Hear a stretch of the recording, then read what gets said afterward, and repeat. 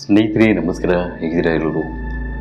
ಯಾರಾದರೂ ಮೊದಲನೇ ಬಾರಿ ನಮ್ಮ ಚಾನಲ್ ಬಂದಿದ್ದರೆ ಈಗಲೇ ಸಬ್ಸ್ಕ್ರೈಬ್ ಮಾಡ್ಕೊಳ್ಳಿ, ಹಾಗೆ ಪಕ್ಕದಲ್ಲಿ ಕಾಣುವಂಥ ಬೆಲ್ಲೈಕನ್ನು ಒತ್ತಿ ಅಂತ ಹೇಳ್ತಾ, ಸ್ನೇಹಿತರೆ ಇದು ಒಂದು ರಾತ್ರಿ ಹೊತ್ತು ಚಿತ್ರಗಳಿಗೆ ಹೋಗಿ ಸೆಕೆಂಡ್ ಶೋ ನೋಡ್ಕೊಂಡು ಬರುವಂಥವ್ರು ಮತ್ತು ಲೇಟಾಗಿ ಕೆಲಸ ಮಾಡ್ಕೊಂಡು ಮನೆಗೆ ಬರೋ ಅವ್ರಿಗೆ ಪ್ರತಿಯೊಬ್ಬರಿಗೂ ಈ ಸುದ್ದಿ ಒಂದು ಒಳ್ಳೆಯ ಸಂದೇಶ ಕೊಡುತ್ತದೆ.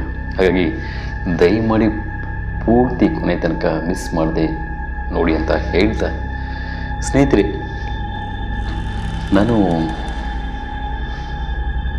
ಹಿಂದಿನ ವರ್ಷ ಕೆಲಸದ ಮೇಲೆ ಒಂದು ಚಿಂತಾಮಣಿ ಅಂತ ನಗರದಲ್ಲಿ ಒಂದು ಬ್ಯಾಚುಲರ್ ರೂಮ್ ಮಾಡ್ಕೊಂಡಿದ್ದೆ. ಅಲ್ಲಿ ಒಂದು ವರ್ಷ ಕೆಲಸದಿತ್ತು. ಒಂದು ಸಂಸ್ಥೆ ಕೆಲಸದ ಮೇಲೆ ಒಂದು ರೂಮ್ ಮಾಡ್ಕೊಂಡಿದ್ದೆ. ನಾನು ಎಲ್ಲಿದ್ದರೂ ಮನೋರಂಜನೆಗಳಿಗೆ ಚಿತ್ರಗಳು ನೋಡ್ತಾ ಇರ್ತೀನಿ. ನನಗೆಲ್ಲ ಕೆಲಸ ಮುಗಿಸ್ಕೊಂಡು ಸೆಕೆಂಡ್ ಶೋಗೆ ಹೋಗುವ ಅಭ್ಯಾಸ.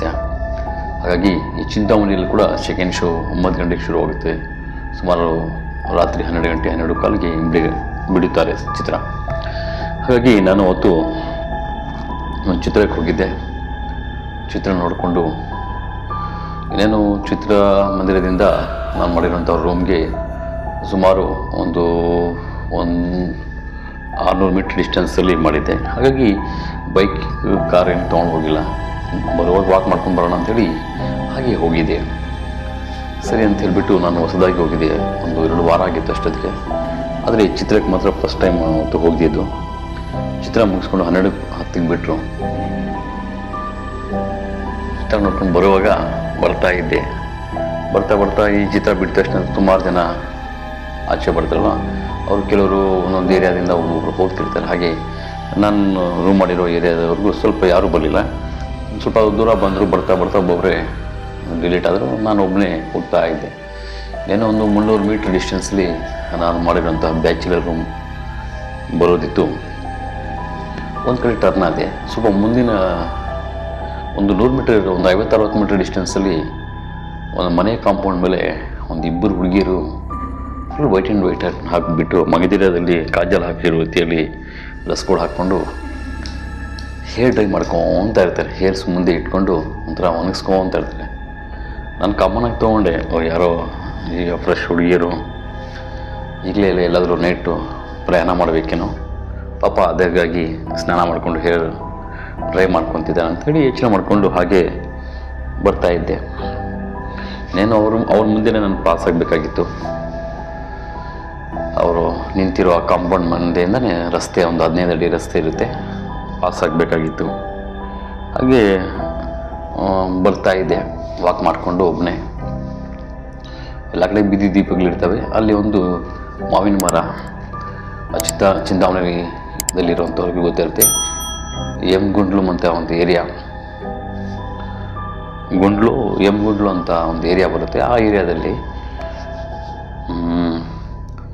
ಮತ್ತು ಆ ಏರಿಯಾಗೆ ಇನ್ನೊಂದು ಹೆಸರಂದರೆ ಒಂದು ಮೊಹರಂದು ಒಂದು ಏನಂತಾರೆ, ಈ ಮೊಹರಂ ಹಬ್ಬ ಮಾಡಿದಾಗ ಪೀರುಗಳು ಚೌಡ್ರಿ ಅಂತಾರಲ್ವ, ಆ ಪೀರುಗಳು ಇಡುವಂತಹ ದೇವಸ್ಥಾನ ಹಿಂದಿ ಏರಿಯಾ ಅದು. ನಾಮಗೋಲ್ ಏರಿಯಾ, ಕರೆಕ್ಟ್, ನಾಮಗೋಲ್ ಏರಿಯಾದಲ್ಲಿ ನಾನು ರೂಮ್ ಮಾಡಿದ್ದು, ಡಿಸೆಂಟ್ ಏರಿಯಾ ಅಂತ.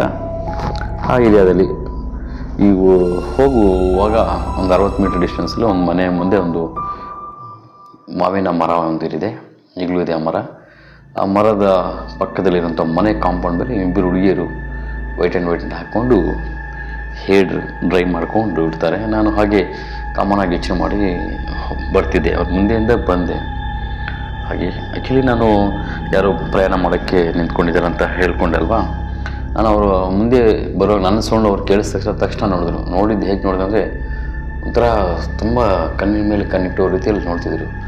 ನಾನು ಏನಪ್ಪ ನಾನು ಇವ್ರಿಗೆ ಏನಾದರೂ ಚೆನ್ನಾಗಿ ಏನಾದರೂ ಹೀರೋ ಥರ ಕಾಣಿಸ್ಕೊಂಡಿದ್ದೀನ, ಇಲ್ಲ ಏನಾದರೂ ಭಯಂಕರವಾಗಿ ಕಾಣಿಸಿದ್ದೀನ, ಇಲ್ಲ ಡ್ರೆಸ್ ಕೋಡ್ ಚೆನ್ನಾಗಿಲ್ವ, ಯಾಕೆ ಇವ್ರು ಹೀಗೆ ಕಣ್ಣಿನಲ್ಲಿ ಕಣ್ಣಿಟ್ಟು ನೋಡ್ತಿದ್ರು ಅಂತೇಳಿ ದೂರದಿಂದ ನೋಡಿದ್ರು. ಹಾಗೆ ನೋಡ್ತಿದ್ರು. ನಾನು ಅವ್ರ ಕಣ್ಣಲ್ಲಿ ನೋಡಿಲ್ಲ, ನೇರವಾಗಿ ಅವ್ರ ದೇಹ, ಬಾಡಿ ಸ್ಟ್ರೆಚಸ್ ನೋಡ್ತಿರ್ತಾರಲ್ಲ ಮನುಷ್ಯ, ಹಾಗೆ ನೋಡಿದ್ರು ಅವರು.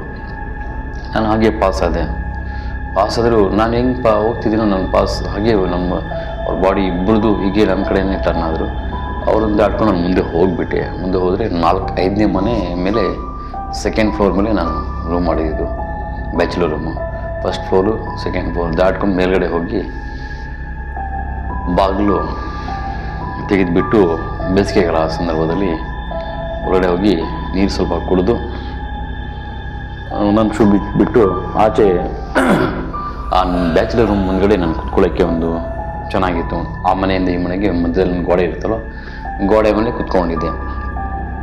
ಕುತ್ಕೊಂಡು ನನ್ನ ಚಿತ್ರದಲ್ಲಿದ್ದಾಗ ಸುಮಾರು ವಾಟ್ಸಪ್ ಮೆಸೇಜ್ಗಳು ಬಂದಿತ್ತು. ಮತ್ತು ಕೆಲವೊಂದು ನಾನು ಎಷ್ಟು ಹೊತ್ತಾದರೂ ಲೇಟಾಗಿ ಬರಲಿ ಆಚೆಯಿಂದ ಸ್ವಲ್ಪ ನ್ಯೂಸ್ ನೋಡೇ ಮಲಗೋದು. ಅದು ಒಂದು ನ್ಯೂಸ್ ನೋಡೋದು ಮತ್ತು ವಾಟ್ಸಪ್ಪಲ್ಲಿ ಏನಾದರೂ ಇಂಪಾರ್ಟೆಂಟ್ ಮೆಸೇಜ್ಗಳು ಬಂದರೆ ನೋಡೇ ಒಂದು ಅರ್ಧ ಮುಕ್ಕಾಲು ಗಂಟೆ ಮಲಗೋದು.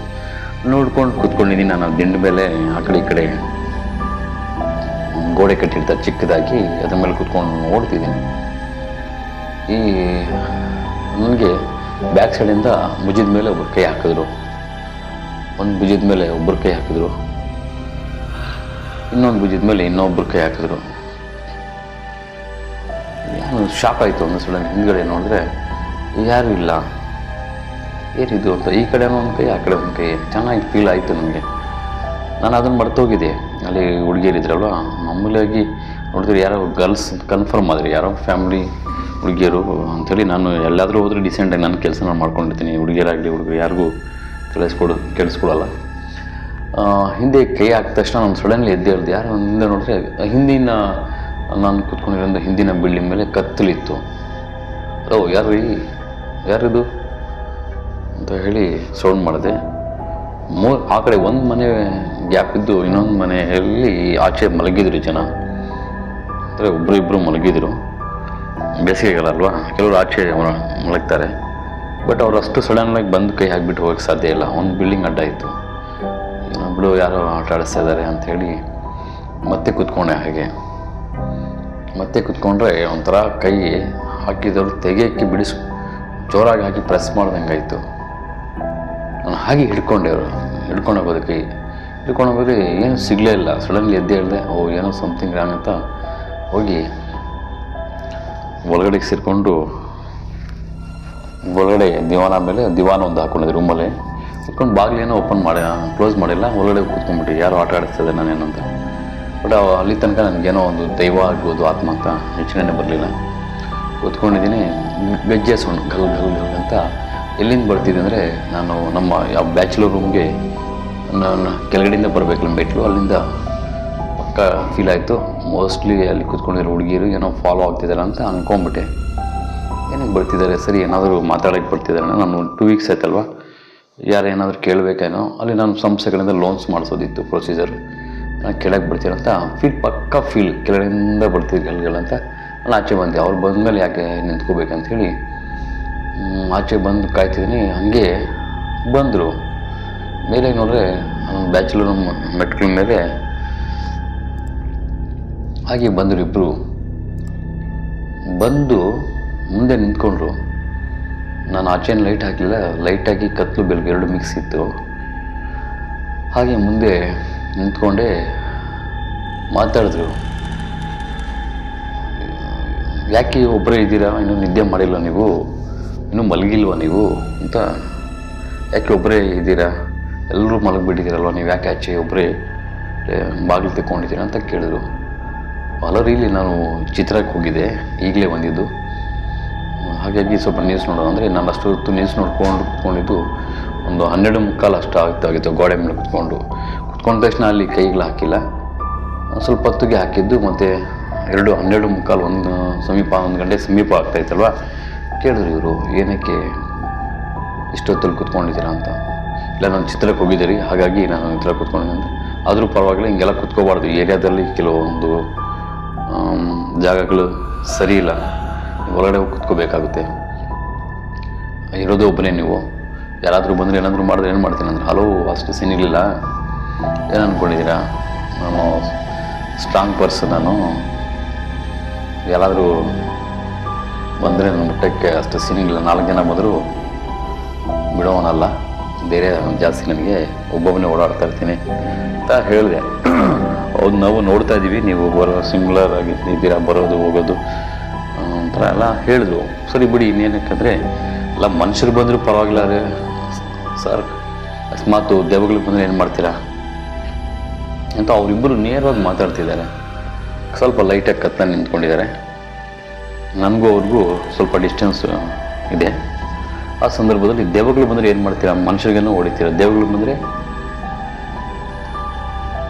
ಬಂದರೆ ಈಗ ನಾನು ಒಂದು ಗಂಡಸನಾಗಿ ಈಗ ಹೆಣ್ಮಕ್ಳಾಗಿ ಹುಡುಗಿಯರಾಗಿ ನೀವೇ ಬಂದಿದ್ದೀರಾ, ನಿಮ್ಮ ಭಯ ಹೇಳಿದೆ.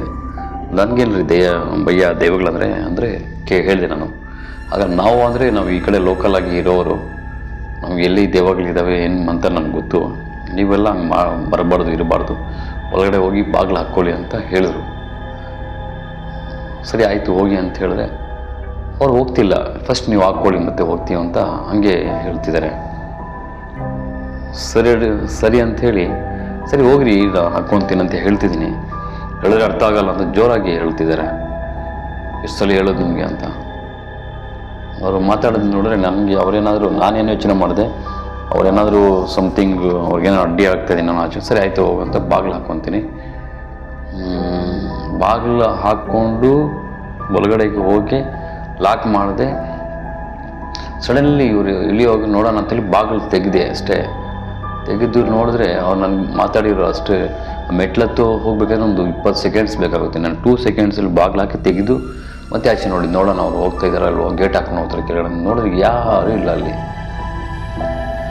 ಪಕ್ಕ ಕನ್ಫರ್ಮ್ ಆಗೋಯ್ತು ದೆವ್ವಗಳೇ ಬಂದಿರೋದು ಅಂತೇಳಿ. ಮತ್ತು ಆ ಕಡೆ ಆ ಬಿಲ್ಡಿಂಗ್ ಹತ್ರ ಇದ್ದಿರೋ ಕಾಂಪೌಂಡ್ ಮೇಲೆ ನಿಂತ್ಕೊಂಡು ಅವ್ರಿಗೂ ನಾನು ಹೇಳಿದೆ ಈ ರೀತಿ ಅಲ್ಲಿ ಯಾರಾದರೂ ಇದ್ದಾರೆ ಅಂಥೇಳಿ.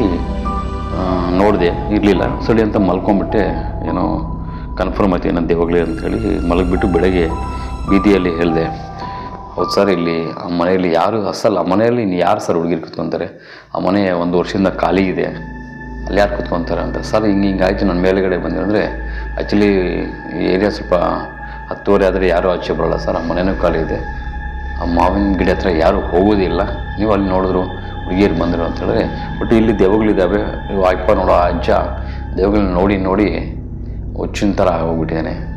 ಒಂಥರ ಅಪ್ಪನೇ ಮಾತಾಡ್ಕೊತಿರ್ತಾನೆ, ಹಿಂಗೆ ಬಂದಿರೋದು ದೆವ್ವಗಳೇ ನೈಟ್ ಅಂತ ಹೇಳ್ದೆ. ಓ ಮೈ ಗಾಡ್ ಅಂಥೇಳಿ ಸರಿ ಅಂಥೇಳಿ ನನ್ನ ಕೆಲಸದ ಕಾರ್ಯಗಳ ಮೇಲೆ ಮಾಮೂಲಿ ಹೋದೆ. ಮತ್ತು ನೈಟ್ ಆಯಿತು, 9:30 10 ಗಂಟೆ ಆಯಿತು.